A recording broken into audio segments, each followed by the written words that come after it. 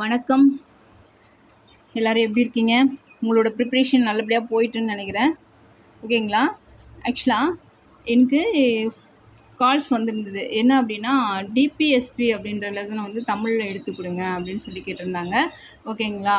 Already நம்ம இன்ஸ்டியூஷனில் போயிட்டு தான் இருக்குது, தமிழ் வழியில் தான் போயிட்டுருக்கு. இன்ஸ்டியூஷன் வராத ஆஸ்பிரண்ட்ஸ் வந்து கேட்டிருக்கீங்க. ஒன்றும் பிரச்சனை இல்லை, எனக்கு ஒரு 7 கால்ஸ் இதை பற்றின டீட்டெயில்ஸ் சொல்லுங்கள் அப்படின்னு சொல்லி கேட்டிருந்தீங்க. இப்போது என்ன அப்படின்னு பார்த்தீங்கன்னா, நம்மளோட டிபிஎஸ்பி அப்படிங்கிறது எக்ஸ்ப்ளனேஷன் அப்படின்னா directive principle of state policy அப்படின்னு சொல்லுவாங்க இங்கிலீஷில். தமிழில் அப்படின்னு பார்த்தீங்கன்னா அரசுக்கு வழிகாட்டும் நெறிமுறைகள் அப்படின்னு சொல்லுவாங்க. அரசுக்கு வழிகாட்டும் நெறிமுறைகள் அப்படின்னு சொல்லாங்க. இது பகுதி எதில் இருக்குது அப்படின்னு சொல்லி பார்த்தீங்கன்னா பகுதி 4ல் இருக்குது அப்படின்னு சொல்லுவாங்க. ஓகேங்களா? இங்கிலீஷில் சொன்னால் பார்ட் 4ன்னு சொல்லுவாங்க, தமிழில் பகுதி 4ன்னு சொல்லுவாங்க. ஓகேங்களா? அதே மாதிரி ஆர்டிகல்ஸ் அப்படின்னு சொல்லி பார்த்தீங்கன்னா ஆர்டிகல்ஸ்க்கு வந்து நிறைய தமிழாக்கம் இருக்குது. ஆர்டிகல்ஸ்ன்றது இங்கிலீஷ் வேர்ட். அது ஆர்டிகல்ஸ்க்குள்ளே வந்து தமிழில் விதிகள்னு அப்படின்னு சொல்லுவாங்க. ஆஃப்டர் தட் வந்து அல்லது அப்படின்னா கூறு அப்படின்னு சொல்லுவாங்க, அல்லது அப்படின்னா சரத்து அப்படின்னு சொல்லுவாங்க, அல்லது அப்படின்னா பிரிவு அப்படின்னு சொல்லுவாங்க. ஓகேங்களா? இது எல்லாமே ஆர்டிகல்ஸ்க்கான ஒரு தமிழாக்கம் தான். ஓகேங்களா? டிஎன்பிசியில் பல்வேறு இடங்களில் வந்து ஒரு இடத்துல கூறுன்னு கேட்பாங்க, இல்லை ஒரு இடத்துல விதிகள்னு கேட்பாங்க, இல்லை இன்னொரு எக்ஸாமில் வந்து சரத்துன்னு கேட்பாங்க, இன்னொரு எக்ஸாமில் பிரிவுன்னு கேட்பாங்க. அப்போ டோன்ட் கன்ஃபியூஷன். ஓகேங்களா? அப்போ ஆர்டிகல்ஸ்க்கு தான் இத்தனை நேம்ஸும் தமிழில் இருக்குது அப்படிங்கிறத நீங்கள் தெரிஞ்சுக்கணும். ஓகேங்களா? ஓகே, இப்போ வந்து நம்மளோட இந்த டிபிஎஸ்பி அரசுக்கு வழிகாட்டும் நெறிமுறைகள் அப்படிங்கிறது என்ன அப்படின்னா, ஃபார் எக்ஸாம்பிள் இப்போ முதல்ல நம்மளோட சிஎம் வந்து பதவி ஏற்றிருக்காங்க. யார்? விஜய் அவர்கள் ஏற்றிருக்காங்க. ஓகேங்களா? அப்போ விஜய் வந்து இதுக்கு முன்னாடி அவருக்கு அரசியல் அனுபவம் இருக்கா அப்படின்னு கேட்டால் அவருக்கு இல்லை. ஓகேங்களா? அப்போ இந்த அரசியலை பற்றின எப்படி தெரிஞ்சுக்கணும், அரசியலை பற்றின மக்களுக்கு எவ்வாறாக சேவை செய்ய வேண்டும், என்னென்ன போய் மக்களுக்கு சென்றடைய வேண்டும், மக்களாட்சி எப்படி இருக்க வேண்டும் அப்படிங்கிறதுல இந்திய அரசியலமைப்பு சட்டம் புத்தகத்தை படிச்சுட்டு அதில் மக்களுக்காக சொல்லப்பட்டிருக்கக்கூடிய அந்த அரசாங்கத்திற்கு சொல்லப்பட்டிருக்கக்கூடிய அரசுக்கு வழிகாட்டும் நெறிமுறைகள் அப்படின்னு சொல்லக்கூடிய இந்த லெசனை அவர் பார்க்கணும். ஓகேங்களா? இதை பார்த்துட்டு அவர் இருந்தாலும் அவருக்கு கண்டிப்பாக ஒரு நல்ல ஒரு வெல் சர்வீஸ் பண்ணுறது மக்களுக்கு. ஓகேங்களா? சர்வீஸ் பண்ணுறதுக்கு கண்டிப்பாக யூஸ் ஆகும். அவரோட அரசுக்கு அவர் ஏற்படுத்தக்கூடிய அவரோட தலைமையில் இருக்கக்கூடிய இந்த அரசாங்கத்திற்கு என்னது ஒரு வழிகாட்டியாக இருக்கும் இந்த அரசு வழிகாட்டும் நெறிமுறைகள் அப்படின்னு சொல்லக்கூடிய இந்த லெசன். ஓகேங்க, இது தாங்க சிம்பிளஸ்ட். ஓகேவா? இது ஏற்கனவே சொன்ன மாதிரி பகுதி 4ல் இருக்குது. விதிகள் வந்து 36லேருந்து 51 வரையும் இருக்குது. ஓகேங்களா? இது எங்கேருந்து கொண்டு வந்தாங்க அப்படின்னு சொல்ல பார்த்தீங்கன்னா அயர்லாந்து அப்படின்னு சொல்லுவாங்க. அயர்லாந்து நாட்டிலேருந்து கொண்டுட்டு வந்தாங்க. ஓகேங்களா? அயர்லாந்து நாட்டிலேருந்து கொண்டுட்டு வந்தாங்க அப்படின்னு சொல்லாங்க. ஓகேங்களா? இது யாரோட இன்ஸ்பிரேஷன் அப்படின்னு சொல்லி பார்த்தீங்கன்னா ஸ்பெயின் நாட்டு. ஓகேங்களா? ஸ்பெயின் நாட்டு. ஓகேங்களா? இங்கிலீஷில் சொன்னால் ஸ்பானின்னு சொல்லுவாங்க ஸ்பெயினுக்கு. அதே மாதிரி அயர்லாந்துக்கு இங்கிலீஷில் என்னது அயர்லாந்து அப்படின்னு சொல்லுவாங்க. ஓகேங்களா? அதை பார்த்துக்கோங்க. ஓகேங்களா? இது இல்லாமல் இந்த அயர்லாந்து வந்து ஸ்பெயின்லேருந்து எடுத்துகிட்டு வந்தாங்க. ஓகேங்களா? அயர்லாந்துலேருந்து நம்ம வந்து எங்கே எடுத்தோம்? இந்தியாவுக்கு எடுத்துகிட்டு வந்தோம். அயர்லாந்து வந்து எங்கேருந்து எடுத்துகிட்டு வந்தாங்க? ஸ்பெயின்லேருந்து எடுத்துகிட்டு வந்தாங்க. அந்த ஸ்பெயின்லேருந்து இருக்கக்கூடிய அவங்களோட அரசியலமைப்பு சட்டத்தை பார்த்து இன்ஃப்ளேஷன் ஆகிட்டேன் அப்படின்னு சொல்லுவாங்க இல்லையா, அது மாதிரி எடுத்துகிட்டு வந்தாங்க அப்படின்னு சொல்லாங்க. ஓகேங்களா? அது மட்டும் இல்லைங்க, நம்மளோட அம்பேத்கர் இந்த டிபிஎஸ்பி என்ன சொல்கிறாங்க அப்படின்னா, டிபிஎஸ்பி அதாவது நாவல் ஃபீச்சர்ஸ் அப்படின்னு சொல்கிறாங்க. நாவல் ஃபீச்சர்ஸ் அப்படின்னு சொல்கிறாங்க. நாவல் ஃபீச்சர்ஸ் அப்படின்னா தமிழாக்கம் அப்படின்னு சொல்லி பார்த்திங்கன்னா என்னது புதுமைகளின் சிறப்பு அம்சம் அப்படின்னு சொல்கிறாங்க. புதுமைகளின் சிறப்பு அம்சம் அப்படின்னு சொல்கிறாரு. ஓகேங்களா? அரசியலில் புது புது திட்டங்களை கொண்டுட்டு வர்றாங்க, அதுக்கான வழிவகைகளை செய்கிறது தான் இந்த டிபிஎஸ்பி. அதுக்கு தான் புதுமைகளின் சிறப்பு அம்சம் அப்படின்னு சொல்கிறாரு நம்மளோட டாக்டர் அம்பேத்கர். ஓகேங்களா?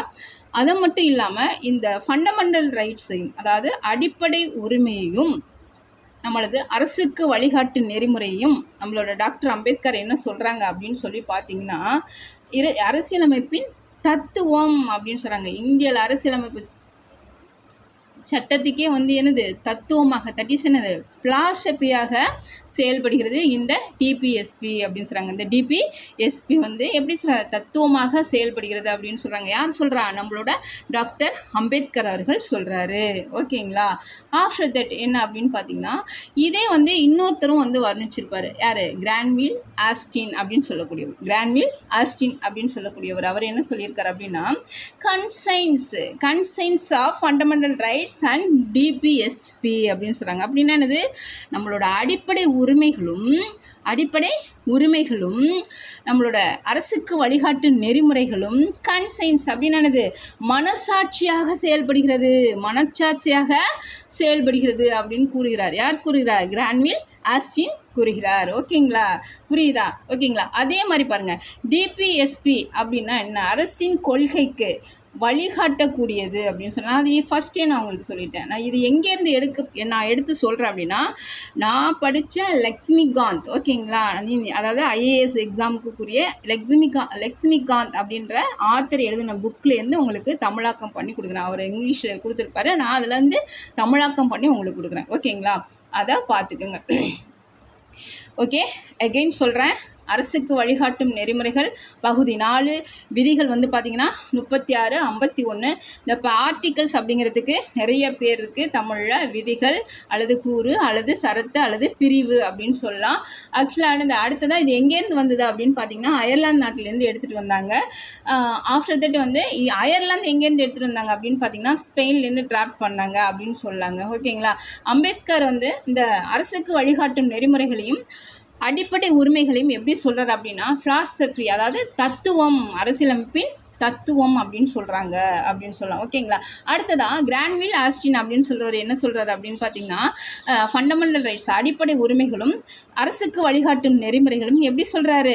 மனசாட்சி, இந்திய அரசியலமைப்பின் மனசாட்சி அப்படின்னு சொல்கிறாங்க. ஓகேங்களா. நம்ம சொல்கிறோம் இல்லையா, உனக்கெல்லாம் மனசாட்சி இருக்கா, நீ இப்படி பண்ணுறிய அப்படின்னு சொல்கிறோம் இல்லையா, அதே மாதிரி எப்படி மனசாட்சியோடு செயல்படுகிறது எது? இந்த அடிப்படை உரிமையும் டிபிஎஸ்பியும் அப்படின்னு சொல்கிறாங்க. அது அரசுக்கு வழிகாட்டும் நெறிமுறைகளும் அப்படின்னு சொல்கிறாங்க. ஓகேங்களா. அதுதாங்க நம்ம அரசாங்கத்துக்கே வழிகாட்டக்கூடியது தாங்க இது அப்படின்னு சொல்கிறாங்க. ஓகேங்களா.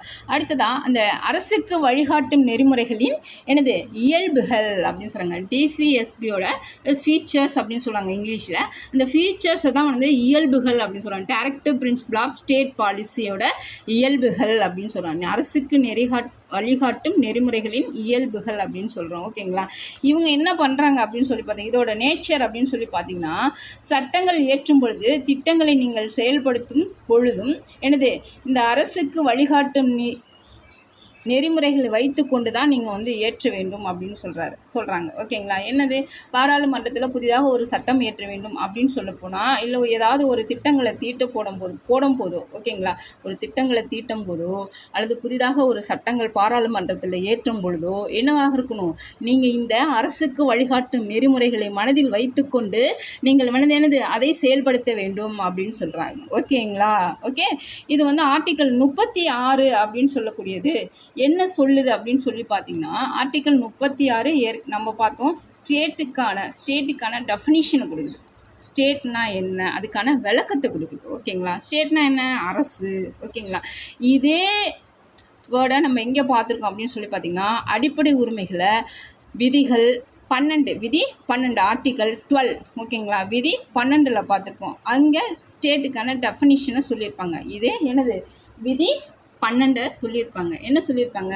அதாவது அரசுனா என்ன அப்படின்னு சொன்னால், அரசுனா ஒன்றுமே இல்லைங்க. இன்றைக்கி இருக்கக்கூடிய அத்தனை ஆர்கனைசேஷனும் நம்மளோட அரசானது தான் அப்படின்னு சொல்லலாம். அதாவது ஸ்டேட் கவர்மெண்ட், மத்திய அரசாங்கம், மாநில அரசாங்கம், கிராம பஞ்சாயத்து, நகர்பாலிகா, பல்வேறு ஆர்கனைசேஷன், பிஎஸ்என்எல், எல்ஐசி, இப்படி எம்என்சிஸ், இது எல்லாமே கவர்மெண்ட் அப்ரூவல் இருக்கக்கூடிய அத்தனை ஆர்கனைசேஷனுமே என்னது? இது எல்லாமே கவர் ஆகக்கூடிய அத்தனை ஆர்கனைசேஷனுமே என்னது? நம்மளோட அரசு அப்படின்னு சொல்கிறாங்க. ஓகேங்களா. இந்த ஒரு டெஃபினிஷனை தான் என்னது? இந்த ஒரு விளக்கத்தை தான் நம்மளோட விதி 12 விதி 36 சொல்கிறது அப்படின்னு சொல்கிறாங்க. ஓகேங்களா. அதுக்கப்புறம் என்ன அப்படின்னு பார்த்தீங்கன்னா, 1935ஆம் ஆண்டு இந்திய அரசு சட்டத்தில் எனது வைசிராய், ஆக்சுவலாக 1935 அப்படின்னு சொன்னாவே உங்களுக்கு எக்ஸாக்டாக ஞாபகம் வருது என்னது? இந்தியன் ஆக்ட் வந்து ஞாபகத்துக்கு வரணும். ஓகேங்களா? இந்தியன் ஆக்ட், இது இந்திய அரசு சட்டம். ஓகேங்களா? இந்திய அரசு சட்டம் அப்போது எப்படி இருந்தாங்க? வைஸ்ராய் இருப்பாங்க. ஓகேங்களா? வைஸ்ராய் யார்? கவர்னர் ஜெனரல் அப்படின்னு சொல்லுவாங்க இங்கிலீஷில். ஓகேங்களா? தமிழில் வைஸ்ராய் அப்படின்னு சொல்லுவாங்க. அப்போது அவங்க திட்டங்கள் தீட்டப்பட்டது போல் இருக்குது அப்படின்னு சொல்கிறாங்க. இதோட இயல்பு இருந்து அரசுக்கு வழிகாட்டும் நெறிமுறைகளோட இயல்பு அவ்வாறாக இருக்கிறது அப்படின்னு சொல்கிறாங்க. ஓகேங்களா? ஓகே, அடுத்ததான் டிபிஎஸ்பானது எப்படி இருக்குது அப்படின்னு சொல்லி பார்த்தீங்கன்னா, பொருளாதார சமூக அரசியலுக்கு தேவையான ஒன்று அப்படின்னு சொல்கிறாங்க. பொருளாதார, அதாவது சோசியல். ஓகேங்களா? எக்கனாமிக், சோசியல், என்னது பொலிட்டிக்கல்ஸ். ஓகேங்களா? இது தேவையானது ஒன்று. ஓகேங்களா? அந்த அரசுக்கு வழிகாட்டும் நெறிமுறையானது எப்படி இருக்குமா? பொருளாதாரத்துக்கு தேவையானது, சமூக நீதிக்கு தேவையானது, அரசியலுக்கு தேவையானது அப்படின்னு சொல்கிறாங்க. அதை இங்கிலீஷில் எப்படி சொன்னீங்கன்னா, நீங்கள் இந்த வேர்டை பிரியாம்பிள்ளையே பார்த்துருப்பீங்க. ஓகேங்களா? Justice, liberty and equality. Justice, liberty and equality அப்படின்னு சொல்கிறாங்க. ஓகேங்களா? இந்த ஜஸ்டிஸ் என்ற வேர்டு, ஜஸ்டிஸ்னால் என்னது? நீதி. சஷ்டினா என்னது? நீதி அப்படின்னு தமிழில் சொல்லுவாங்க. சஷ்டிஸ்னால் என்னது? நீதி அப்படின்னு தமிழில் சொல்லுவாங்க. இது எங்கேருந்து இந்த வேர்டு எடுத்துகிட்டு வந்தாங்க அப்படின்னு நம்ம தெரிஞ்சுக்கணும். எங்கேருந்து ட்ராப் பண்ணாங்க அப்படின்னு சொல்லி பார்த்தீங்கன்னா, நம்மளோட பிரெஞ்சு புரட்சி, ரஷ்யா புரட்சியிலேருந்து எடுத்துகிட்டு வந்தாங்க. ரஷ்யா புரட்சியிலேருந்து எடுத்துகிட்டு வந்தாங்க இந்த வேர்டு. 1917 நடக்கக்கூடிய நடந்திருக்கக்கூடிய ரஷ்யா புரட்சி அப்படின்னு சொல்லக்கூடிய அந்த ஒரு சம்பவத்திலேருந்து நம்மளுக்கு இந்த சஸ்டிஸ் அப்படின்னு சொல்லக்கூடிய நீதி அப்படின்ற வார்த்தையை எடுத்துகிட்டு வந்திருக்காங்க அப்படின்னு சொல்லலாங்க. ஓகேங்களா? ஆஃப்டர் தட் ஈக்குவாலிட்டி அப்படின்னு சொல்லி பார்த்தீங்க, ஈக்குவாலிட்டி அண்ட் லிபர்ட்டி எங்கேருந்து எடுத்துகிட்டு வந்தாங்க அப்படின்னு பார்த்தீங்கன்னா, பிரெஞ்சு புரட்சியிலேருந்து எடுத்துகிட்டு வந்தாங்க. பிரெஞ்சு புரட்சி எப்போதுங்க நடைபெற்றது அப்படின்னு பார்த்தீங்கன்னா 1789 1789 நம்மளோட பிரெஞ்சு புரட்சி நடந்திருக்கும். அங்கேருந்து தான் இந்த லிபர்ட்டி அண்ட் ஈக்குவாலிட்டியை எடுத்துகிட்டு வந்தாங்க, அந்த வேர்டை எடுத்துகிட்டு வந்தாங்க அப்படின்னு சொல்லி பார்க்கலாங்க. ஓகேங்களா? அப்படின்னு சொல்லி பார்க்கலாம். அதாவது அப்போது அடக்குமுறைகள் ரொம்ப ஒரு எப்படி சொல்கிறது, கட்டுக்கு மீறி இருக்கும். மக்களை இந்திய மக்களை ரொம்ப அடக்குமுறை பண்ணாங்க. ஓகேங்களா? நீங்கள் இதெல்லாம் பார்த்துருப்பீங்க. என்னது, 22 பேரை சிறையில் வச்சு சித்திரவதை பண்ணாங்க இல்லையா? அதை தாங்க முடியாமல் என்ன பண்ணாங்க, போய் சிறைச்சாலையை அடித்து என்ன சொன்னாங்க, அடித்து உடச்சி வருவாங்க இல்லையா? அதே மாதிரி அப்போ அடக்குமுறைகள் இங்கே இருக்கும். பிரெஞ்சு புரட்சின்னும் போதெல்லாம் இருக்கும். அப்போது என்ன பண்ணாங்க, நம்ம மக்கள் என்ன பண்ணாங்க அப்படின்னா, போயிட்டு அவங்கள அடக்குமுறைகள் செஞ்சப்பட்ட அந்த கேட்டெல்லாம், அந்த கதவு சொல்லுவோம் இல்லையா, அந்த கம்பியெல்லாம் அடைச்சி உடச்சி என்ன பண்ணிட்டாங்க, எடுத்து என்ன பண்ணாங்க, உடச்சிட்டாங்க. அப்போ அவங்க என்ன சொல்கிறாங்க, எல்லோருக்கும் சமூக நீதி வேணும். அந்த மக்கள் என்ன சொல்கிறாங்க, எல்லோருக்கும் சமமான நீதி வேணும். என்னது, எல்லாருக்கும் சுதந்திரம் வேணும், ஈக்குவல், சமத்துவம் வேணும் அப்படின்னு சொல்கிறாங்க. ஓகேங்களா? சமத்துவம் வேணும், சுதந்திரம் வேணும். ஓகேங்களா? சுதந்திரத்தன்மையோட இருக்கணும் அப்படின்னு சொல்லி என்ன பண்ணுறாங்க, இந்த மாதிரி வார்த்தைகளை விடுறாங்க. அங்கேருந்து தான் இந்த வார்த்தைகளை நம்மளுக்கு எடுத்துகிட்டு வந்தாங்க. ஓகேங்களா? என்னது, நீதி, என்னது ஜஸ்டிஸ் அண்ட் என்னது லிபர்ட்டி அண்ட் ஈக்குவாலிட்டி அப்படின்னு சொல்கிறாங்க. ஓகேங்களா? அதாவது மக்கள் அரசை கொண்டு வர வேண்டும். அந்த மக்கள் என்ன சொல்கிறாங்க, எங்களுக்கான அரசை நீங்கள் கொண்டுட்டு வாங்க, எங்களுக்கான அரசாங்கத்தை நீங்கள் கொண்டுட்டு வாங்க அப்படின்னு சொல்லி அவங்க அந்த அடக்குமுறைகளை கிளர்ச்சி, அப்படியே அடக்குமுறைகளை ஆர்ப்பரித்து எறிகிறாங்க. ஓகேங்களா? ஆர்ப்பரித்து தூக்கி எறிகிறாங்க. அப்போது தான் அவங்களோட உறக்க குரல் என்னன்னு கேட்குது, நீங்கள் மக்களுக்கான ஆட்சியை கொண்டுட்டு வாங்க அப்படின்னு சொல்கிறாங்க. ஓகேவா? அதன் வழியாகத்தான் நம்மளுக்கு இந்த வார்த்தைகள் எங்கேருந்து வருது, பிரெஞ்சு புரட்சியிலேருந்து எடுத்துக்கொள்ளப்பட்டது. என்னது, ஈக்குவாலிட்டி, லிபர்ட்டி அண்ட் ஜஸ்டிஸ். ஓகேங்களா? புரிஞ்சுதா? ஓகே, அடுத்ததான் நம்ம விதி 36 பார்த்தோம். 36 என்ன சொல்லியிருக்காங்க, ஸ்டேட்டுக்கான டெஃபனிஷன். ஓகேங்களா? அரசுக்கான விளக்கத்தை கொடுத்துருந்தாங்க. ஓகேங்களா? அதே மாதிரி என்ன அப்படின்னா, ஆர்டிகிள் 37 என்ன சொல்ல போனது அப்படின்னா, அதாவது நீங்கள் போகிறீங்க, இப்போ ஃபண்டமெண்டல் ரைட்ஸ் நம்ம பார்த்தோம். இந்த இடத்துல நான் ஒன்று சொல்லணும். ஆக்சுவலாக ஃபண்டமெண்டல் ரைட்ஸ் சஸ்டேபிள் நேச்சர் அப்படின்னு சொல்லுவாங்க, நீதிக்கு உட்பட்டவை. ஓகேங்களா? ஃபண்டமெண்டல் அடிப்படை உரிமைகள் என்னது, நீதிக்கு உட்பட்டவை. ஓகேங்களா? ஆனால் டிபிஎஸ்பின்றது நான் சஸ்டேபிள் நேச்சர் அப்படின்னு சொல்லுவாங்க. நான் சஸ்டேபிள் நேச்சர் அப்படின்னு சொல்லுவாங்க. நீதிமன்றத்தில் போயிட்டு முறையிட முடியாது. ஓகேங்களா? அப்புறம் எவ்வாறாக நம்ம இந்த டிபிஎஸ்பியில் சொல்லக்கூடிய விஷயங்கள் மக்களுக்கு போய் சேரவில்லை என்றால் எவ்வாறாக நம்ம எடுத்துக்க முடியும்னா, எவ்வாறாக எவ்வாறாக நீதி கேட்க முடியும் அப்படின்னு சொல்லி நீங்கள் கேட்கலாம். ஓகேங்களா? அதுக்கு தான் அம்பேத்கர் இங்கே அழுத்தி ஒன்று சொல்லியிருப்பார். என்ன சொல்லியிருப்பார் அப்படின்னா, உனக்கு வந்து அடிப்படை உரிமைகள் கிடைக்கவில்லை என்றால் அடிப்படை உரிமைகளின் பாதுகாவலன் யார்? உச்சநீதிமன்றம் அப்படின்னு சொல்லி நம்ம படிச்சிருக்கோம். ஓகேங்களா? ஃபண்டமெண்டல் ரைட்ஸில் பகுதி 3ல் ஃபண்டமெண்டல் ரைட்ஸில் அடிப்படை உரிமைகளில் நம்ம என்ன படிச்சிருக்கோம்? அடிப்படை உரிமைகளின் பாதுகாவலன் யார்? உச்சநீதிமன்றம் அப்படின்னு சொல்லி பார்த்தோம். நீதிமன்றம்னு பார்த்தோம் இல்லையா? அதே மாதிரி இங்கே யார் பாதுகாப்பு? அப்படி யாருமே இல்லையே. உங்களுக்கான பாதுகாப்பு நீங்களே தேடிக்கங்க அப்படின்னு சொல்கிறார் நம்மளோட அம்பேத்கர். என்ன சொல்கிறாரு அப்படின்னா, உனக்கு வந்து எலெக்ஷன் இருக்கியா, உனக்கு வந்து தேர்தல் இருக்கியா, அதில் உன்னோட அடக்குமுறைகளை காட்டு அப்படின்னு சொல்கிறாரு. உன்னோட என்னது, உன்னோட அதிகாரத்தை காட்டு அப்படின்னு சொல்கிறார். என்னது அப்படின்னா, நீ வந்து ஒருத்தனை தேர்ந்தெடுக்கிறையா, ஓட்டு போடாதா, உனக்கு வந்து எதுவும் சேரலையா அந்த அரசாங்கத்திலேருந்து, அந்த அரசுலேருந்து உனக்கு வந்து உன் தொகுதி மக்களுக்கும் உனக்கும் வந்து எதுவும் சேரவில்லை, சரியான அரசு நடத்தவில்லை என்றால் நீ ஏன் ஓட்டு போடுற, அதை ஸ்டாப் பண்ணு, அதோடு அவனோட ஆட்சி அமைப்பு முடிவுக்கு வந்துவிடும் அப்படின்னு சொல்கிறார். யார் சொல்கிறா? நம்மளோட அம்பேத்கர். உனக்கு அதிகாரத்தை நீ தான் இங்கே நீதிபதி அப்படின்னு சொல்லியிருக்கார். யார்? நம்மளோட அம்பேத்கர். மக்களாகிய நீங்கள் தான் இங்கே நீதிபதி. அடிப்படை உரிமைகளுக்கு நீதிமன்றம் நீதிபதி. ஓகேங்களா? ஆனால் இங்கே நீ தான் வழங்கணும் நீதி, சரியா அப்படின்னு சொல்லி நம்ம கையில் என்ன நீதி ஜட்ஜ்மெண்ட்டாக கொடுத்துருக்காரு. யார் கொடுத்துருக்கா? நம்மளோட அம்பேத்கர். எது சொல்லுது? ஆர்டிக்கல் 37 சொல்லுது. ஓகேங்களா? அடுத்ததாக வாங்க.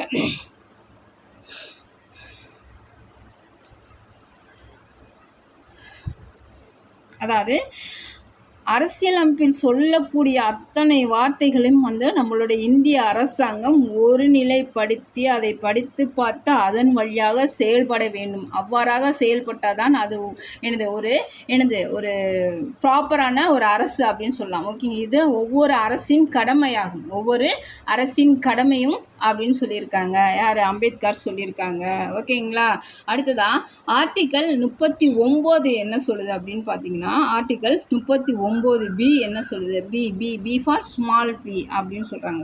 Small letter b. ஓகேங்களா? ஸ்மால் லெட்டர் பி என்ன சொல்லுது அப்படின்னு பார்த்தீங்கன்னா, உங்களுக்கு சொத்துக்கள் பங்கீடு அப்படின்னு சொல்கிறாங்க. சொத்துக்கள் பங்கீடு அப்படின்னு சொல்லலாம். இப்போ நம்ம ஒன்று பார்த்தோம். என்ன பார்த்தோம்? இப்போ கோர்ட்டில் வந்து நம்ம போக முடியாது, நீ ஜட்ஜ்மெண்ட் வந்து நம்ம தான் கொடுக்கணும் அப்படின்னு சொல்லி நம்ம பார்த்தோம். ஜட்ஜ்மெண்ட் வந்து நம்ம தான் கொடுக்கணும் அப்படின்னு சொல்லி பார்த்தோம். ஓகேங்களா? அப்படின்னு சொல்லி பார்க்கும்போது நீங்கள் சொத்தை பங்கீடு அப்படின்னு சொல்லி பார்க்கும்போது அங்கே வந்து பார்த்திங்கன்னா இதில் சில விஷயங்கள் வந்து கோர்ட்டில் அப்ளிகபிள் பண்ணலாம் அப்படின்னு சொல்கிறாங்க. எந்தெந்த ஆர்டிகல்ஸ் அப்படி சொல்லுது அப்படின்னு பார்த்தீங்கன்னா, ஆர்டிகல் 14 ஃபண்டமெண்டல் ரைட்ஸில் சொல்லக்கூடிய ஆர்டிகல் 14, 19 ஃப்ரீடம் ஆஃப் ஸ்பீச் அப்படின்னு சொல்கிறோம்ல, இவங்களாம் வந்து வயலேட் பண்ணலாம் அப்படின்னு சொன்னாங்க. இதெல்லாம் வந்து இந்த ஆர்டிகல்ஸ் சொல்லக்கூடிய இந்த ஆர்டிகல்ஸ் எல்லாமே வந்து என்ன வயலேட் பண்ணலாம் அப்படின்னு சொல்கிறாங்க. டிபிஎஸ்சி பொறுத்தவரை இதெல்லாம் வந்து நீதிமன்றத்துக்கு போகலாம். இவ்வாறாக இருக்கக்கூடிய சொத்துக்கள் பங்கீடு விஷயத்தில் இவங்க வந்து நீதிமன்றத்துக்கு போகலாம் அப்படின்னு சொல்கிறாங்க. இன்னொன்று கவனமாக பார்த்துக்கோங்க, உங்களோட டிஎன்பிஎஸ்சி எக்ஸாமில் கேட்பாங்க, டிபிஎஸ்பியானது சஸ்டேபிள் நேச்சரா நான் சஸ்டேபிள் நேச்சரா, அரசுக்கு நீதிமன்றத்துக்கு உட்பட்டவையா நீதிமன்றத்துக்கு உட்படாதவையா அப்படின்னு சொல்லி கேட்டால் தயவுசெய்து நீதிமன்றத்துக்கு உட்படாதவை, தட் இஸ் நான் சஸ்டேபிள் நேச்சர் அப்படின்னு சொல்லிட்டு நீங்கள் வந்து ஆன்சர் டிக் பண்ணணும். ஓகேங்களா?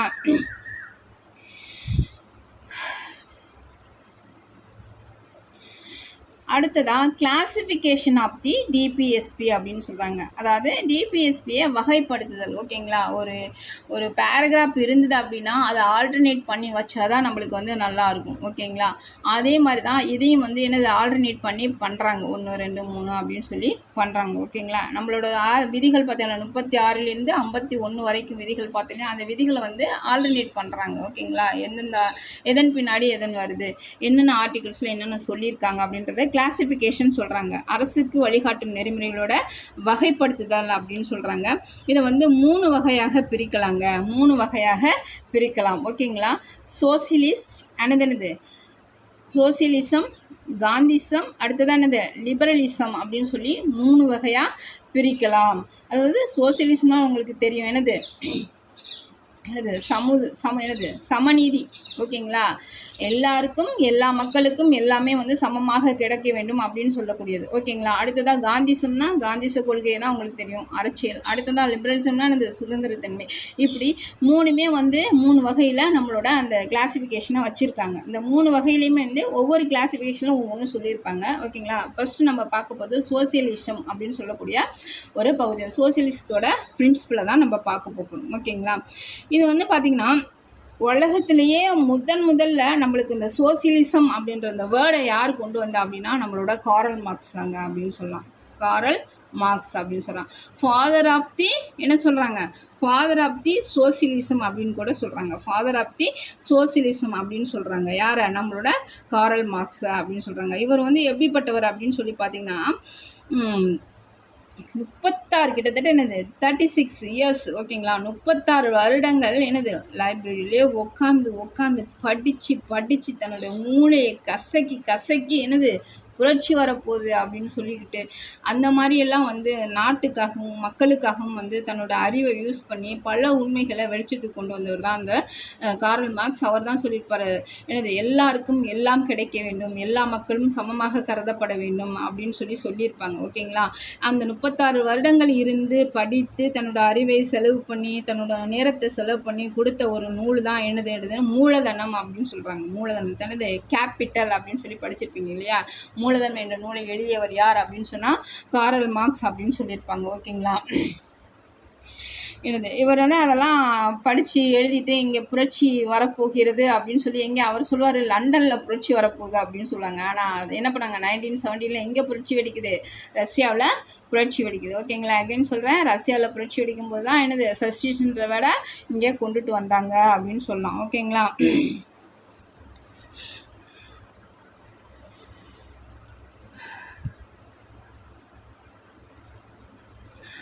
அடுத்ததாக ஆர்டிக்கல் 38 விதி 38 என்ன சொல்லுது அப்படின்னு பார்த்தீங்கன்னா, மக்கள் நல அரசு to promote the welfare of the people அப்படின்னு சொல்கிறாங்க. To promote the welfare of the people. இது எதில் சொல்லியிருக்கு அப்படின்னா சோசியலத்தில் சொல்லியிருக்காங்க. அதாவது சமூக நீதி சமத்துவத்தில் சொல்லியிருக்காங்க. ஓகேங்களா, ஆர்டிக்கல் 38 மக்கள் நல அரசில் சொல்லியிருக்காங்க. என்ன அப்படின்னா ஏற்றத்தாழ்வுகளை வந்து போக்க வேண்டும் அப்படின்னு சொல்கிறாங்க. ஏற்றத்தாழ்வுகளை போக்க வேண்டும். போக்கியிருக்காங்களா இப்போ உள்ள அரசாங்கம், இவ்வளோ இதுக்கு முன்னாடி இருந்த அரசோ இல்லை இப்போ உள்ள அரசோ ஏற்றத்தாழ்வுகளை போக்கியிருக்காங்களா? இல்லையே.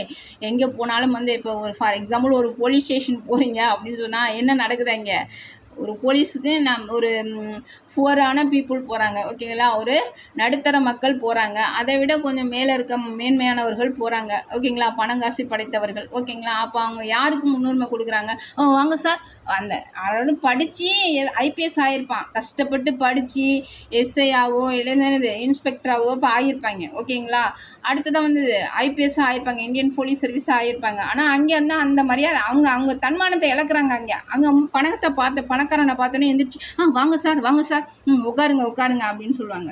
அதுக்கு ஏன் நீ படிச்சுட்டு போகணும்? ஓகேங்களா, அதுக்கு ஏன் உன்னோட அறிவை செலவு பண்ணிட்டு போகணும்? நீ அடிமையாக இன்னொருத்தட்ட நீ வேலை பார்த்துட்டு போகலாமே. ஓகேங்களா, அது மாதிரியெல்லாம் இந்த ஏற்றத்தாழ்வுகள் இருக்குது. பூரான பீப்புளை உட்கார வைப்பாங்க, 10 மணி நேரம் உட்கார வைப்பாங்க, 3 மணி நேரம் உட்கார வைப்பாங்க. அவன் வந்து ஒரு 10 நிமிஷத்தில் எல்லாத்தையும் கிளியர் பண்ணிட்டு போவாங்க. ஓகேங்களா, அந்த மாதிரியெல்லாம் வந்து நம்மளோட அரசாங்கம் இருக்குது. அந்த ஏற்றத்தாழ்வுகளை போக்க வேண்டும் அப்படின்னு சொல்லியிருக்காரு. யார் சொல்லியிருக்கா?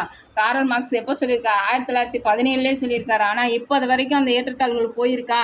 இல்லையே அப்படின்னு சொல்லலாம். ஓகேங்களா, அதாவது இன்இக்வாலிட்டி இக்னோர் அப்படின்னு சொல்லியிருக்காங்க. ஏற்றத்தாழ்வுகளை போக்க வேண்டும் அப்படின்னு சொல்லியிருக்காங்க. அடுத்ததா அதாவது அரசுக்கு நம்மளோட அரசில் இது பார்த்த 44வது சட்டத்திட்டத்தில் 1978 என்ன சொல்லியிருக்கு அப்படின்னு சொல்லி பார்த்தீங்கன்னா, இந்த மக்கள் நல அரசை பற்றி பேசியிருப்பாங்க. மக்கள் நல அரசை பற்றி பேசியிருப்பாங்க. அது வந்து 44வது சட்டத்திட்டத்தில் தான் வந்து ஆட் பண்ணிப்பாங்க. தட் இஸ் 44 அமெண்ட்மெண்ட் 1976 அப்படின்னு சொல்லக்கூடிய அந்த சட்டத்திட்டத்தில் தான் இந்த 38 விதி 38 மக்கள் நல அரசு சேர்க்கப்பட்டிருக்கு அப்படின்னு சொல்லலாங்க. ஓகேங்களா, அதாவது இன்னொரு விஷயம் என்ன அப்படின்னு பார்த்தீங்கன்னா, இதில் 4 வகையான சட்டத்திருத்தங்கள், அதாவது 4 முறை வந்து திருத்தங்கள் பண்ணியிருப்பாங்க. 4 முறை வந்து 4 டைம்ஸ் வந்து டிபிஎஸ்பியை வந்து திருத்தம் பண்ணியிருப்பாங்க, அமெண்ட்மெண்ட் பண்ணியிருப்பாங்க. ஓகேங்களா, ஃபர்ஸ்ட்டு வந்து பார்த்தீங்கன்னா 42nd அமெண்ட்மெண்ட்டு 1976 அப்படின்னு சொல்லுவாங்க. அதாவது நம்ம பிரியாம்பிளில் படிச்சிருப்போம். 42வது சட்டத்திட்டம் 1976. தட் இஸ் வந்து என்னது, குட்டி அரசியலமைப்பு சட்டம் அப்படின்னு சொல்லி பார்த்தோம். மினி கான்ஸ்டியூஷன் அப்படின்னு சொல்லி பார்த்துருக்கோம். மினி கான்ஸ்டியூஷன் அப்படின்னு சொல்லுவாங்க. ஓகேங்களா. நம்மளோட இந்திரா காந்தி அம்மா ஆட்சி அமைப்பில் இருக்கும்போது பல்வேறு எதிர்ப்புகள் வந்தாலும் கூட அவங்க வந்து என்னது, இதை இப்படி செய்யணும், இப்படியெல்லாம் கொண்டு வரணும் அப்படின்னு சொல்லி அவங்க இருக்கும்போது தான் அந்த குழந்தை தொழிலாளர் ஒழிப்பு சட்டம் இதெல்லாம் கொண்டுட்டு வந்தாங்க. ஓகேங்களா. 14 வயதுக்கு உட்பட்ட குழந்தைகள் எங்கே இருந்தாலும் வந்து என்னது, வேலை பார்த்தா அவங்க வந்து என்னது, சிறுவர் பள்ளியில் வந்து படிக்க வைக்கணும் அப்படின்னு சொல்லிட்டு அந்த முறையெல்லாம் கொண்டுட்டு வந்தாங்க. ஓகேங்களா. நவம்பர் 19 போட்டிருப்பாங்க. ஓகேங்களா. நவம்பர் 19 அந்த டேட்டில் போட்டிருப்பாங்க 1976. ஓகேங்களா. குழந்தை தொழிலாளர் ஒழிப்பு சட்டம். ஓகேங்களா. யார் போட்டிருப்பாங்கன்னா நம்மளோட இந்திரா காந்தி அம்மா போட்டிருப்பாங்க. ஓகேங்களா. அவங்க பல்வேறு திருத்தங்களை கொண்டு வந்திருப்பாங்க நம்மளோட இந்திய அரசியலமைப்பு சட்டம். அதை தான் சொல்கிறாங்க அதாவது மினி கான்ஸ்டியூஷன், குட்டி இந்திய அரசியலமைப்பு சட்டம் அப்படின்னு சொல்லியிருப்பாங்க. நான் பிரியாம்பிள் ஏற்கனவே நான் சொல்லியிருக்கேன் உங்களுக்கு. ஓகேங்களா. அடுத்ததான் வாங்க, ஃபஸ்ட்டு திருத்தம் அப்படின்னு பார்த்தீங்கன்னா 1976 42வது சட்ட திருத்தம் அப்படின்னு சொன்னாங்க. அந்த சட்ட திருத்தத்தில் எத்தனை இன்க்ளூட் பண்ணியிருக்காங்கன்னா 4 திருத்தங்களை இன்க்ளூட் பண்ணியிருப்பாங்க, உள்ளே வச்சுருப்பாங்க. ஓகேங்களா. ஆஃப்டர் தட் அப்படின்னு பார்த்தீங்கன்னா 44th அமெண்ட்மெண்ட் 1978 அப்படின்னு சொல்லலாம். 44வது சட்ட திருத்தம் 1978 அப்படின்னு சொல்லலாம். ஓகேங்களா. அடுத்ததாக 86வது சட்ட திருத்தம் 2002, 86வது சட்ட திருத்தம் 2002 அப்படின்னு சொல்லலாம். அடுத்ததாக 97வது சட்ட திருத்தம் 2011 அப்படின்னு சொல்லலாம். அந்த 4 சட்ட திருத்தமே வந்து எந்த லெசனில் நடந்திருக்கு அப்படின்னா அரசுக்கு வழிகாட்டும் நெறிமுறை அந்த லெசனில் அவங்க வந்து 4 முறை வந்து அதை திருத்தம் செஞ்சுருப்பாங்க. ஓகேங்களா. அகெயின் சொல்கிறேன், 42nd அமெண்ட்மெண்ட் 1976 4 திருத்தத்தை பண்ணியிருக்காங்க. ஆஃப்டர் தட் வந்து 44th அமெண்ட்மெண்ட் 44வது சட்ட திருத்தம் 1978 அதில் ஒரு திருத்தத்தை செஞ்சுருப்பாங்க. அதுக்கப்புறம் 86வது சட்ட திருத்தம் 86 அமெண்ட்மெண்ட் 2002 வந்து ஒரு சட்ட திருத்தத்தை செஞ்சுருப்பாங்க. அதே மாதிரி 97th அமெண்ட்மெண்ட்டில் வந்து 2011 வந்து என்னது ஒரு சட்ட திருத்தத்தை செஞ்சுருப்பாங்க. ஓகேங்களா. அடுத்ததான் இதில் 44வது சட்ட திருத்தம் தான் நான் இப்போ சொன்னேன் இல்லையா. ஆர்டிகல் 31 கொண்டாந்து அங்கே வச்சாங்க. என்னது, மக்கள் நல அரசை கொண்டுட்டு வந்தாங்க அந்த சட்ட திருத்தத்தில் அப்படின்னு சொல்லி நம்ம பார்த்தோம். ஓகேங்களா.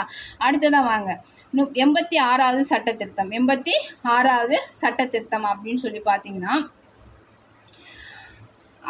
6லிருந்து 14 வயதுக்கு உட்பட்ட குழந்தைகளுக்கு கல்வி கொடுக்க வேண்டும், கட்டாய கல்வி கொடுக்க வேண்டும் அப்படின்னு சொல்லி பார்த்தேன். இதை நான் ஏற்கனவே உங்களுக்கு எங்கே சொல்லியிருக்கேன் அப்படின்னு பார்த்தீங்கன்னா அடிப்படை உரிமைகளில் 21A அந்த ஆர்டிகல்ஸ்லாம் நான் சொல்லியிருப்பேன். அடிப்படை உரிமைகள் 21Aல நான் சொல்லியிருப்பேன்.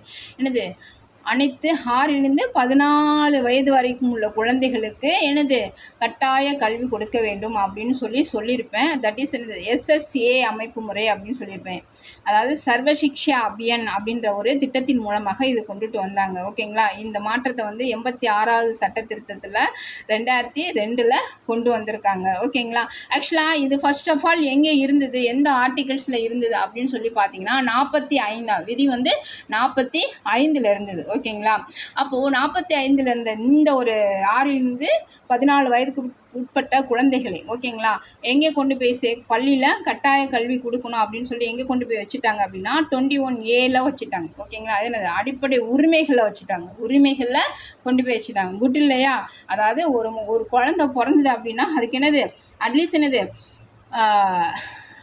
இது நடுநிலை கல்வினாது அவங்களுக்கு கிடைக்க வேண்டும். அதாவது உயர்நிலை கல்வினாது கிடைக்க வேண்டும் அப்படின்னு சொல்கிறாங்க. உயர்நிலை கல்வினாது அவங்க வந்து கற்றெடுக்க வேண்டும். 1லிருந்து 5 வரையும் தொடக்க கல்வி, 6லிருந்து 10th வரைக்கும் 8 வந்து நடுநிலை கல்வி, 8லிருந்து 10வது வரைக்கும் என்னது உயர்நிலை கல்வி, 11லிருந்து 12 வரையும் மேல்நிலை கல்வி அப்படின்னு சொல்கிறாங்க இல்லையா. அந்த உயர்நிலை கல்வி ஒரு குழந்தையும் கற்றிருக்க வேண்டும் அப்படின்னு சொல்கிறாங்க. யார், நம்மளோட அரசாங்கம் சொல்லுது, அரசுக்கு வழிகாட்டும் நெறிமுறை சொல்லுது. ஓகேங்களா. அப்போ அந்த 45ல் என்ன வச்சாங்க, அந்த ஆர்டிகல்ஸில் என்ன வச்சாங்க அப்படின்னு பார்த்தீங்கன்னா நம்ம 1 வயதிலிருந்து 6 வயது வரைக்கும் இருக்காங்க இல்லையா, அந்த குழந்தைகள் வந்து நம்ம பால்வாடி அப்படின்னு சொல்கிறோம் இல்லையா, அந்த பால்வாடியில் கொண்டு போய் அமர வைத்து அவங்களுக்கு கல்வி கற்கவும் சத்தான உணவுகளை கொடுக்கவும் வழிவகை செஞ்சாங்க அப்படின்னு சொல்லலாம். ஓகேங்களா.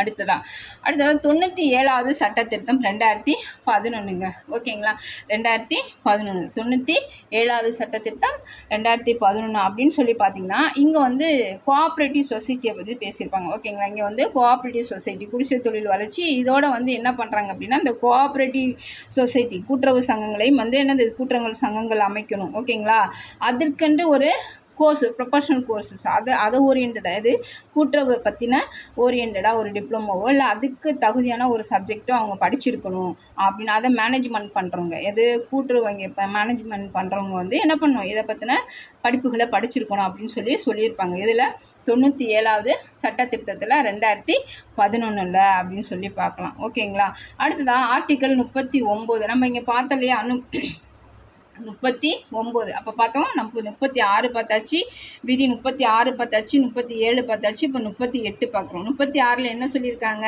ஸ்டேட்டுக்கான டெஃபினிஷன் சொல்லியிருக்காங்க. ஓகேங்களா, 37ல் என்ன சொல்லியிருக்காங்க, கோர்ட்டுக்கு போய் என்ன பண்ண ஜட்ஜ்மெண்ட் கொடுக்க முடியாது, ஏன்னா நீங்களே வந்து ஜட்ஜ்மெண்ட் எடுத்துக்கோங்க அப்படின்னு சொல்கிறாங்க, நீங்களே நீதி கொடுங்க அப்படின்னு சொல்கிறாங்க. ஓகேங்களா, ஒரு அரசுக்கு அநீதி நடக்குது அப்படின்னா மக்களுக்கு அநீதி நடக்குதுன்னா நீங்களே ஜட்ஜ்மெண்ட்டை கொடுங்க, நீங்களே நீதி கொடுங்க அப்படின்னு எது சொல்லுது, விதி 37 சொல்லுது. ஓகேங்களா, அடுத்த 38 என்ன சொல்லுது, மக்கள் நல அரசு சொல்லுது, மக்கள் நல அரசு சொல்கிறாங்க. அதுக்கடுத்த வாங்க ஆர்டிக்கல் 39. ஓகேங்களா, இந்த 39ல் தான் பல்வேறு சப்டிவிஷன் இருக்குது. 39A, 39B, 39C, 39D, 39E, 39F.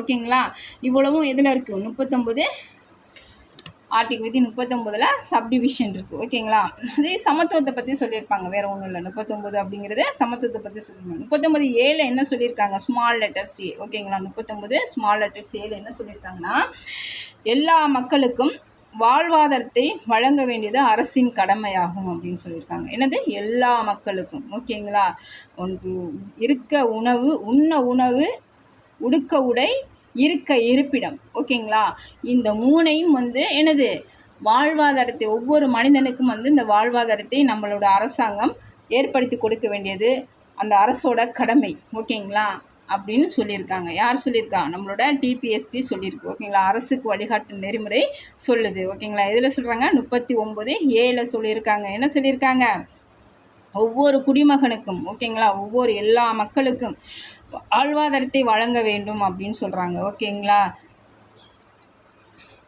அடுத்ததான் 39B என்ன சொல்லுது அப்படின்னா சொத்துக்களை பங்கீடு கொடுத்தல் அப்படின்னு சொல்கிறாங்க. சொத்துக்களை பங்கீடு கொடுத்தல் அப்படின்னு சொன்னால் எப்படி, இது ஒன்றும் புரியலையே. இதில் ஜென்ரல்ஸ் எப்படி அரசாங்க சொத்தை பங்கிட்டு கொடுக்குறதா, அரசாங்கத்தில் ஒரு 10 கோடி இருக்கு, அதை வந்து பங்கிட்டு கொடுக்குறதா மக்களுக்கு அப்படின்னு இல்லை. ஓகேங்களா, அதுக்கு அது மீனிங் இல்லை. ஓகேங்களா, இதுக்கு என்ன மீனிங் அப்படின்னா இது அதாவது நிறையா முன்னாடி இருந்தது, ஓல்டு ஜென்ரேஷனில் இருந்தது. ஃபார் எக்ஸாம்பிள் நம்ம முத்துராமலிங்க தேவர் செஞ்சார் இல்லையா, அதே மாதிரி முத்துராமலிங்க தேவர் செஞ்சுருப்பார். தன்னோட சொத்தில் அப்படியே வந்து என்னது தன்னோட குத்தேகாரர்களுக்கே வந்து என்ன பண்ணிடுறாரு, பங்கு போட்டுருவார். 37 கிராமமாக 36 கிராமம் போட்டு என்னது பங்கு போட்டு கொடுப்பாங்க இல்லையா, அதே மாதிரி தான் இங்கே வந்து என்ன சொல்லியிருக்காங்க அப்படின்னா நிறைய சொத்துக்கள் இருக்கக்கூடிய நிறைய அவர் வந்து தானமாக கொடுத்தாரு, அவரோட பெருந்தன்மை அது. ஓகேங்களா, அவரோட பெருந்தன்மையின் அவரோட வள்ளல் குணத்திலையும் முத்துராமலிங்க தேவர் வந்து எல்லாருக்கும் பகிர்ந்து கொடுத்தார். பட் இங்கே என்ன அப்படின்னா நான் ஒரு எக்ஸாம்பிள் தான் சொல்ல வந்தேன். இங்கே என்ன சொல்லியிருக்காங்கன்னா நிறைய சொத்துக்கள் இருக்கக்கூடிய அந்த ஒரு மனிதர்களிடம், அந்த ஒரு அந்த ஒரு நபரிடம், ஓகேங்களா, அந்த ஒரு நபரிடம் இருக்கக்கூடிய நிறைய சொத்துக்களை இல்லாத மக்களுக்கு பிரித்து கொடுக்க வேண்டும், சம பங்கீடு கொடுக்க வேண்டும் அப்படின்னு சொல்லியிருக்காங்க. அந்த காலத்தில் அரசாங்கத்தில் சொல்லியிருக்கு, அந்த காலத்தில் செயல்பட்டுட்டு இருந்தாங்க. பட் ஆனால் இப்போதைக்கு இல்லை. ஓகேங்களா, அது எது சொல்லுது அப்படின்னா 39B ஸ்மால் பி சொல்லுது. ஓகேங்களா, அடுத்ததாக 39C விதி 39C என்ன சொல்லுது, ஆர்டிகல்ஸ் 39C என்ன சொல்லுது அப்படின்னா சொத்து யாரிடம் வந்து நிறைய சேரக்கூடாது. ஓகேங்களா நிறைய எங்கே வந்து அதை தான் சிபிஐ வந்து செக் பண்ணுவாங்க இல்லையா, சென்ட்ரல் பியூரோ இன்வெஸ்டிகேஷன். ஓகேங்களா, சிபிஐ அப்படின்னு சொல்லணும் இல்லையா, அது வந்து செக் பண்ணுவாங்க இல்லையா. அந்த செக்கிங் எதனால், நிறையா எங்கே கருப்பு போனான் நிறையா இருக்கா, சொத்துக்கள் வேண்ட நிறையா இருக்கா அப்படின்றத ஒழுங்காக டேக்ஸ் பண்ணுறானா அப்படின்னு சொல்லி டேக்ஸ் பேமெண்ட் ஒழுங்காக கட்டுறானா அப்படின்னு சொல்லிட்டு போய் செக் பண்ணுவாங்க இல்லையா. அந்த சொத்துக்கள் அதிகமாக ஒரு நபரிடம் குவிக்காமல் பார்த்துக்கக்கூடிய விதி எது அப்படின்னு சொல்லிங்கன்னா 39C. ஓகேங்களா, அடுத்ததான் 39D என்ன சொல்லுது அப்படின்னு சொல்லி பார்த்தீங்கன்னா, ஆண் பெண் இருபாலருக்கும் சமமான ஊதியம் கொடுக்க வேண்டும் அப்படின்னு சொல்கிறாங்க. ஓகே, இது வந்து அப்ளிகபிள் ஆகிருக்கு.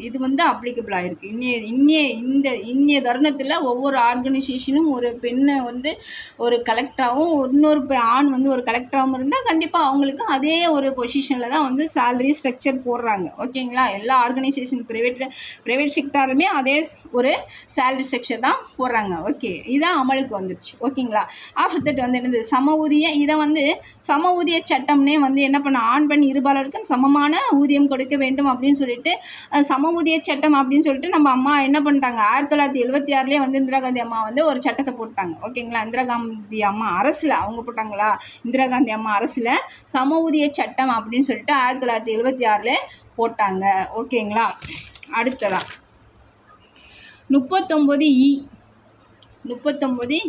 அப்படின்னா என்னென்ன, health and strength of workers அப்படின்னு சொல்கிறாங்க. ஓகேங்களா, அதாவது வேலை பார்க்கக்கூடிய ஒவ்வொரு ஆர்கனைசேஷனையும் வேலை பார்க்கக்கூடிய ஒர்க்கர்ஸ்க்கு, ஓகேங்களா, வேலை ஆட்களோட அவங்களோட நலத்தையும் வளத்தையும் பேணி காக்க வேண்டியது அரசின் கடமையாகும் அப்படின்னு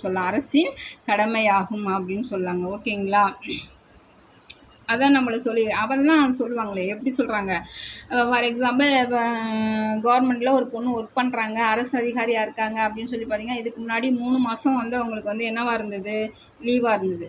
ஓகேங்களா, ப்ரெக்னெண்ட்டாக இருக்க லேடிக்கு. அடுத்ததான் 6 மாதம், அடுத்ததான் 9 மாதம். இப்போ இன்னும் 1 இயராக ஆக்கி விட்டு அவங்களுக்கு என்னது சேலரி ஸ்ட்ரக்சரும் கொடுக்குற அளவுக்கு கொண்டு வந்துட்டாங்க. ஏன்னா அவங்களோட ஹெல்த்தும் நம்மளுக்கு ரொம்ப முக்கியம். ஓகேங்களா, அப்படின்ற மாதிரி அவங்களோட அக்கறையில் இந்த அரசாங்கம் வந்து கருத்தை வைக்கணும், டேக் கேர் பண்ணிக்கணும் அப்படின்னு சொல்கிறாங்க. ஓகேங்களா, என்ன விதி சொல்லுது, விதி 39E சொல்லுது. ஓகேங்களா, அடுத்ததான் 39F என்ன அப்படின்னு சொல்லி பார்த்தீங்கன்னா, இதுதாங்க 42வது சட்ட திருத்தம் சொன்னேன் இல்லையா, 42nd அமெண்ட்மெண்ட்டில் 4 திருத்தம் கொண்டு வந்தாங்க இல்லையா, அந்த திருத்தத்தில் இது ஒன்று 1976. ஓகேங்களா, என்ன அப்படின்னா, குழந்தைகளின் நலனில் வளர்ச்சி கொண்டு வர வேண்டும், வளர்ச்சியை அரசாங்கம் கொண்டுட்டு வரணும் அப்படின்னு சொல்கிறாங்க. ஓகேங்களா, இது வந்து எப்படி அப்படின்னா, நம்மளோட 42வது சட்டத்திட்டத்தில் புதிதாக ஆட் பண்ணியிருக்காங்க. குழந்தைகளோட நலனில் வந்து அரசாங்கம் வந்து அக்கறை எடுத்துக்கணும் அப்படின்னு சொல்கிறாங்க.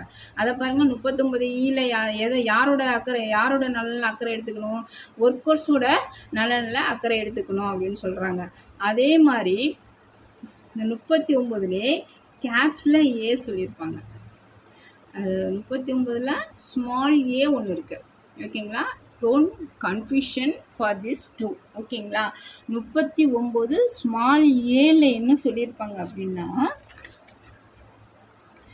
எல்லா மக்களுக்கும் வாழ்வாதாரம் வழங்க வேண்டும் சொல்லியிருப்பாங்க. ஓகேங்களா, ஒவ்வொரு இந்தியாவில் பிறக்கக்கூடிய ஒவ்வொரு குடிமகனுக்கும் இந்திய அரசாங்கமானது வாழ்வாதாரத்தை ஏற்படுத்தி கொடுக்க வேண்டும் அப்படின்னு சொல்லியிருப்பாங்க. எவ்வளோ 39 ஸ்மால் ஏயில் சொல்லியிருப்பாங்க. ஓகேங்களா, ஓகே. ஆனால் இந்த 39 கேபிட்டல் ஏன்னு இன்னொன்று கொடுத்துருப்பாங்க.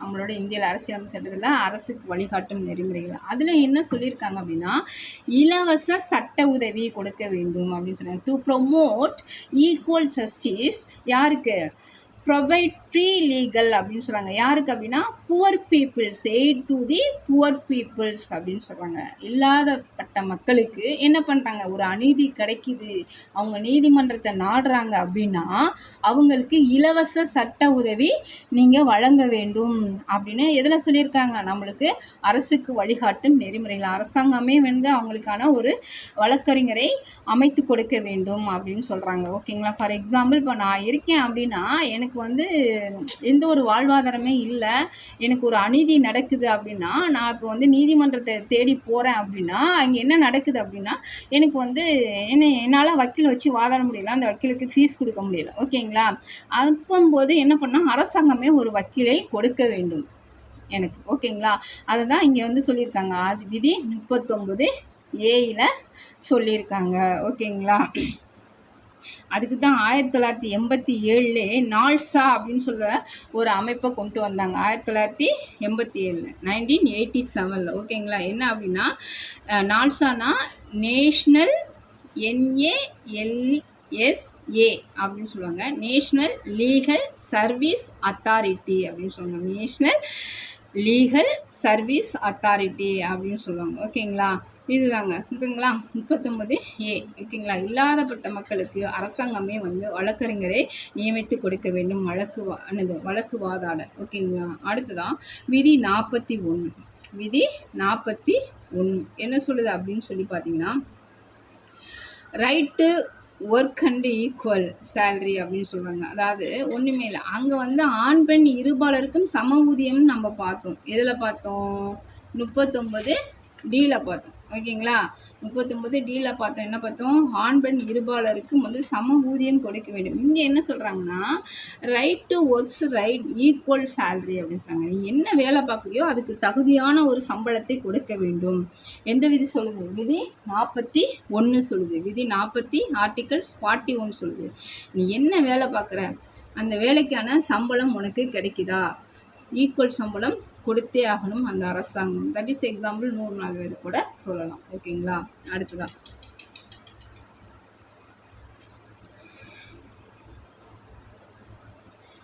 அது மட்டுமா? இல்லைங்க.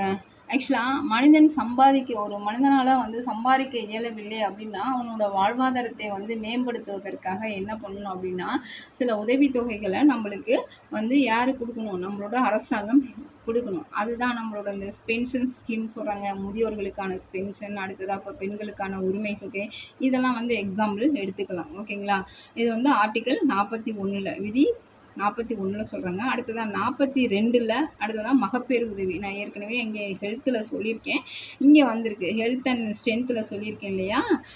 அதாவது அரசாங்கத்தில் வேலை பார்க்குற பெண்கள் சொன்னேன். இங்கே தனியாகவே வந்து பெண்களுக்கான அந்த மகப்பேறு பெண்களுக்கான உதவியை பற்றி கொடுத்துருக்காங்க. ஆர்டிக்கல் 42. ஓகேங்களா, மகப்பேறு உதவி 1961 கொண்டு வரப்பட்டது. யார் பேரில் இருக்குது அப்படின்னா, டாக்டர் முத்துலட்சுமி ரெட்டி அவர்கள் பேரில் இருக்குது, கொண்டு வந்திருக்காங்க இந்த திட்டத்தை. ஓகேங்களா, ஆர்டிக்கல் 42 மகப்பேறு உதவி 1961 கொண்டு வரப்பட்டது. ஓகேங்களா, நான் ஏற்கனவே சொன்னதாங்க.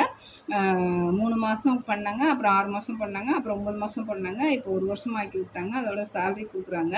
ஓகேங்களா, இவரான நம்மளோட அந்த பெண்களை பாதுகாத்து வர்றாங்க. ஏன்னா ஒரு பெண் தான் அதை வெள்ளன் கூட்டா அந்த ஆர்கனைசேஷனை பண்ணுவாங்க அப்படின்ற ஒரு சிறப்புத்தன்மை, பெண்களுக்கான ஒரு சிறப்புத்தன்மையாகவே நம்ம சொல்லியிருக்காங்க, அரசாங்கத்தில் வச்சுருக்காங்க அப்படின்னு சொல்லலாம். ஓகேங்களா, அடுத்ததான் ஆர்டிக்கல் 43 அப்படின்னா என்னது? சமுதாயத்தில் வாழ்வாதார உரிமை, அவங்களோட ஸ்டேட்டஸ். ஓகேங்களா, ஒவ்வொரு மனிதனோட ஸ்டேட்டஸை வந்து மேம்படுத்துறதுக்கு நம்மளோட அரசோட கடமையாகும். அதுதான் அந்த சுய உதவிக்குழு, பெண்களுக்கான சுய உதவிக்குழு, அப்புறம் விவசாயத்திற்கான அந்த இலவச மானியம் அப்படின்லாம் சொல்கிறாங்க இல்லையா? மானியத்தில் வந்து கருவிகள் கொடுக்குறது, உரம் கொடுக்குறது, இதெல்லாம் வந்து அவங்களோட வாழ்வாதாரத்தை உயர்த்திக்கிறதுக்காண்டி தான் இந்த அரசு வந்து செயல்படுத்திக்கிறது. இவ்வாறாக செயல்படுத்த வேண்டும் அரசு அப்படின்னு சொல்லியிருக்காங்க. ஓகேங்களா, அடுத்ததான் ஆர்டிகல் 43A என்ன சொல்கிறாங்க? Capital A. இந்த இடத்துல 43 விதி 43A வருது. அவங்க என்ன சொல்லியிருக்காங்கன்னா, ஒவ்வொரு ஆர்கனைசேஷன், ஓகேங்களா, நிறுவனங்களில் மேலாண்மை தொழிலாளருக்கு பங்கு. ஓகேங்களா, ஒரு ஆர்கனைசேஷன் இருக்குது அப்படின்னா, ஒரு கம்பெனி இருக்குது அப்படின்னா, அந்த கம்பெனி அந்த செக்டாரில் ஒர்க் பண்ணக்கூடிய தொழிலாளர்களுக்கு அந்த மேனேஜ்மெண்ட்டில் பங்கு இருக்கணும். ஒரு முடிவை எடுக்கணும்னா அங்கே இருக்கக்கூடிய அத்தனை ஊழியர்களையும் கூப்பிட்டு இது பண்ணால் இந்த நிறுவனத்துக்கு சரியாக இருக்குமா அப்படின்னு சஜஷன் கேட்டு அவங்களுக்கு அதில் ஒரு பங்கீடாக கொடுக்கணும், அந்த முடிவெடுக்கிறதுல ஒரு பொறுப்பை கொடுக்கணும் அப்படின்னு சொல்கிறாங்க. ஓகேங்களா, மேலாண்மையில் தொழிலாளர்களுக்கு பங்களிப்பு கொடுக்க வேண்டும் அப்படின்னு சொல்கிறாங்க. அதே நிறுவனத்தில் வந்து ப்ராஃபிட் நிறையா வருது அப்படின்னா அதில் வந்து அவங்களுக்கு வந்து பங்கு கொடுக்கணும். ஓகேங்களா, அதில் வந்து லாபம் அதிகமாக வருது அப்படின்னா இந்த லாபத்தில் தொழிலாளர்களுக்கும் வந்து பங்கு தர வேண்டும் அப்படின்னு சொல்லுது. எது சொல்லுது? விதி 39 கேப்ஸ் ஏ சொல்கிறாங்க. ஓகேங்களா, அடுத்ததான் விதி 47. விதி 47 அனைத்து மக்களுமே வந்து சத்துணவு உண்ண வேண்டும் அப்படின்னு சொல்கிறாங்க. அனைத்து மக்களுமே வந்து சத்துணவு உண்ண வேண்டும் அப்படின்னு சொல்கிறாங்க. ஓகேங்களா, ஆர்டிக்கல் 47. ஆர்டிக்கல் 47 எகெயின் சொல்கிறேன். ஆர்டிக்கல் 47 வந்து அனைத்து மக்களுமே வந்து சத்துணவு உண்ண வேண்டும் அப்படின்னு சொல்கிறாங்க. சத்துணவுன்னு அந்த சத்தான உணவுகளை உண்ண வேண்டும் அப்படின்னு சொல்கிறாங்க. இது ஃபஸ்ட்டு நம்மளோட மதிய உணவு அந்த உணவு திட்டத்தை கொண்டு வந்தவர் யார் அப்படின்னு சொல்லி பார்த்தீங்கன்னா 1921 சென்னையில் தியாகராஜ செட்டியார் அவங்க தான் வந்து உணவு திட்டத்தை ஃபஸ்ட்டு கொண்டு வந்தாங்க. ஓகேங்களா, தமிழ்நாட்டில் 1921 தியாகராஜ செட்டியார் அவர்கள் தான் வந்து மதிய உணவு திட்டத்தை கொண்டுட்டு வந்தாங்க. ஓகேங்களா, அது மதிய உணவாக இருக்கட்டும், காலை உணவாக இருக்கட்டும், மாலை உணவாக இருக்கட்டும், இரவு உணவாக இருக்கட்டும், காலை உணவாக இருக்கட்டும், எந்த உணவாக இருந்தாலும் வந்து அந்த உணவு அப்படின்ற ஒரு திட்டத்தை கொண்டு வந்ததை யார் அப்படின்னா நம்மளோட சென்னையில் தியாகராஜ செட்டியார் தான் 1921 கொண்டு வந்தாங்க. ஓகேங்களா, அடுத்ததான் 1956 மதிய உணவு திட்டம். ஓகேங்களா, நம்ம லெசன் கூட படிச்சிருப்போம். 6th லெசன்லையோ 7th லெசன்லையோ தமிழ் புக்கில் இருக்கும். ஒரு பையன் வந்து ஆடு மாடு மேய்ச்சிட்ருப்பார். ஓகேங்களா, ஆடு மாடு மேய்ச்சிட்ருப்பான். அந்த பையன்கிட்ட போய் நம்ம காமராஜர் அந்த வழியில் போகும்போது ஏன்ப்பா ஆடு மாடு மேய்க்கிற அப்படின்னு சொல்லும்போது என்னோடய பசி போக்கத்தான் அப்படின்னு சொல்லுவார். நான் உனக்கு வந்து மத்தியானம் சாப்பாடு போடுறேன், நீ பள்ளிக்கு வரியா அப்படின்னு சொல்லுவார். ஓகேங்களா, அதன் வழியாக தான் என்ன நம்மளோட காமராஜர் வந்து 1956 மதிய உணவு திட்டத்தை கொண்டுட்டு வந்தாங்க. அப்படி மதிய உணவு திட்டத்தை கொண்டு வந்து பல்வேறு சிறார்களையும் சிறுமிகளையும் வந்து பள்ளிக்கு வர வச்சாங்க. ஓகேங்களா, அடுத்ததாக வாங்க 1982 சத்துணவு திட்டத்தை எம்ஜிஆர் அவர்கள் கொண்டு வந்தாங்க. 1982 சத்துணவு திட்டம். ஓகேங்களா, நியூட்ரிஷன் ஃபுட். ஓகேங்களா, சத்தான உணவுகளை உண்ண வேண்டும் அந்த திட்டத்தை கொண்டு வந்தாங்க. யார் அப்படின்னா நம்மளோட டாக்டர் எம்ஜிஆர் அவர்கள். ராமச்சந்திரன் அப்படின்னு சொல்லுவாங்க, அவங்கள எம்ஜிஆர் அப்படின்னு சொல்லுவாங்க. அடுத்தது 1922 செப்டம்பர் 15 தான் நம்மளோட யார் காலை உணவு திட்டத்தை மு.க. ஸ்டாலின் அவர்கள் கொண்டுட்டு வந்துடுறாங்க, முன்னாள் முதலமைச்சர். 1922